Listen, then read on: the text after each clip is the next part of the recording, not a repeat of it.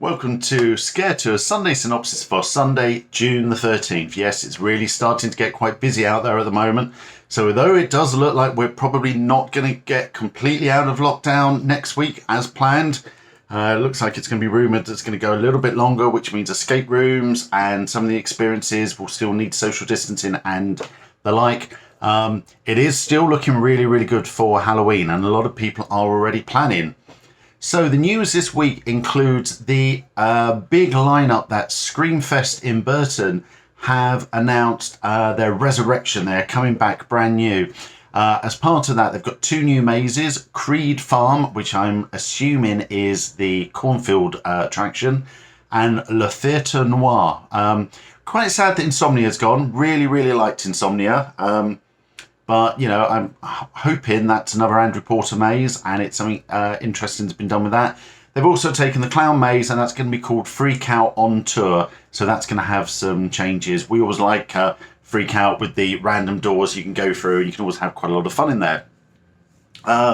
This week has also seen a brand new logo for Howlo Scream at Chessington. It's a nice logo, nice and clear. So we don't know yet what will actually be in the event this year, but obviously Creepy Caves Resurgence won the Scar Award last year, or this year, so we're hoping that will be back, and we'll see what else they do. In some slightly sadder news, Lightwater Valley have confirmed that they are really focusing just on family friendly this year. They've closed down some of the big rides, but also they've announced a Halloween event, and instead of being Frightwater Valley with a scare attraction, it is now just Lightwater Valley Spooktacular. So unfortunately, it looks like another park where we've lost some scares. Down in Kent, Kent Scareground have now confirmed they are going to come back. We say come back, they never actually started last year.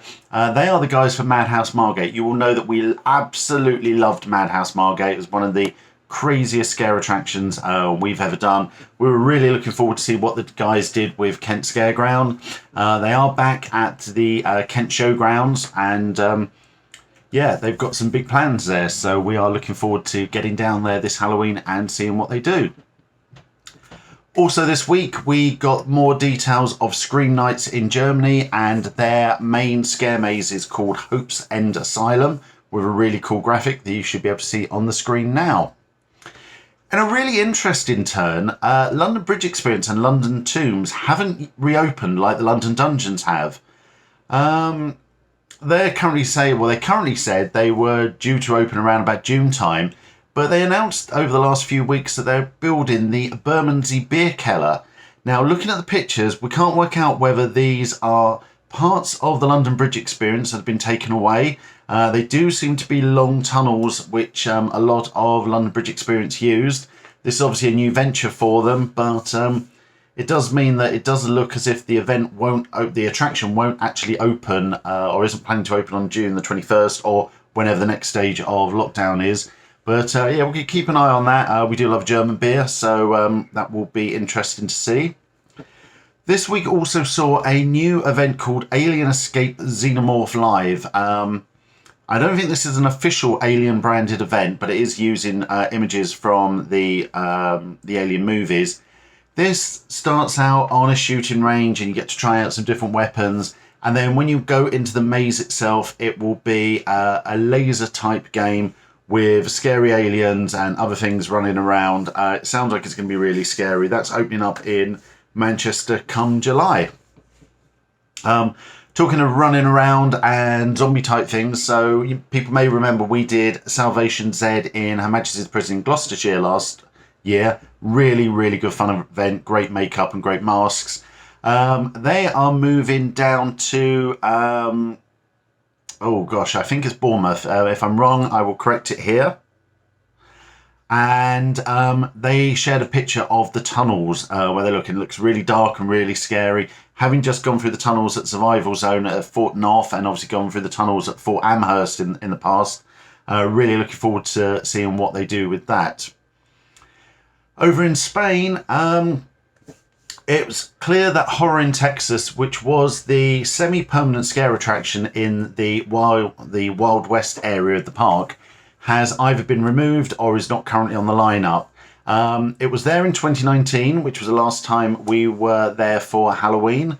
And it was part of the lineup and it was everything there. Obviously, during 2020, it didn't run during the main season because of COVID. And then they ran a very limited Halloween season, again, but because of COVID, and it wasn't part of the original lineup for that. But it's not on the website listed at all anywhere for normal park. They used to open in the summer, and it's not listed as part of that Halloween event. So at the moment, that means they've only got Apocalypsis Maya, Wreck, which is a really fun attraction, and of course La Isla Maldita, which is claimed to be the largest scare attraction in the world. If anything replaces Horror in Texas, we will let you know. So we've also had more details of Fright Nights at Thorpe Park. They are celebrating 20 years of fear. Great 20 years of fear logo. As expected, it does say that the mazes will be pay extra, as they are at Alton Towers. Now, I've seen feedback already from a lot of people going, but they've always been free and whatever. I think we know how bad some of Thorpe Park mazes can be when they're free. Vulcan Peak, we're looking at you. I personally think this is a really, really good way of getting good, solid mazes. It's worked at Alton Towers. Everyone moaned when Terror of the Towers went to a pay option, a pay model. But the mazes at Alton Towers are really, really good. The mazes at Thorpe are getting better. Creek Freak Massacre was amazing. I think with the capacity issues and not having to push through thousands of people and actually getting some money and getting the mazes to pay for themselves is a really good idea. So I'm all behind this, and we look forward to seeing what they actually do.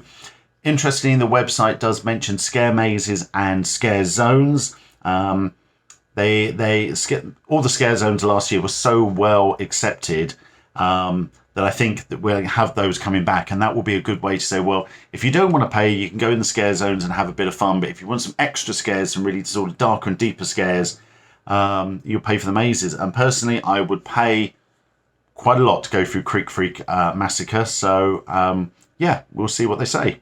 If you've got any thoughts about that, do let us know in the video, do let us know in the comments below. It's always interesting, but I think the days of free mazes at theme parks are now gone. Okay, what else have we got? This week has seen the extension of the War of the Worlds immersive experience, and they're now booking into January 2022. If you do get a chance to go down and do that, it is really, really good fun. We've highly recommended. We've done it a couple of times now. This week sadly sees the end of the Kindling Hour trilogy from Swamp Motel. So Plymouth Point, the Kindling Hour, and I can't for the life of me remember the middle one. They are ending this weekend, but it'd be interesting to see what Swamp Motel come up with. They obviously had the Panic Room, the Panic TV series game that we played recently, so obviously soon will be coming up. Talking of immersive online experiences, Darkfield are replaying Series 1 or Season 1 of Darkfield Radio. They're really good little stories that you play out in your house. You know, there's one in your kitchen, one Visitors is basically in your lounge, and the last one, I can't remember the name of it, but actually you do laying in your bed and if somebody gets in the bed next to you, it's horrible. So do go ahead and look at Darkfield Season 1, and this is all ahead of Not launching very soon, which is a 3-part story where you do part of it on a bench, part of it in a car, and part of it when you get home. This week also saw the return of pop horror back at the Royal Vauxhall Tavern. This is just one of the campiest, silliest shows that we've ever seen. But they love horror. The references to horror are absolutely incredible. They had failed exorcisms to Lady Gaga songs, and we've seen, you know, Kylie and stuff like that. So it's really silly, drag, cult, camp fun. So they'll have some new events later throughout the year. But yeah, look forward to those when they come. Finally, on the main site, we had our review of Scare Kingdom last weekend, and then continuing the theme of doing scare attractions in the sun, we went to Survival Zone Alien Encounter at Fort North last night. Absolutely brilliant. Really, really enjoyed it. Great fun. It's open for another weekend. do get down there and give them a try. You know, Halloween is, you know, scares are not just for Halloween. You can do them anytime throughout the year.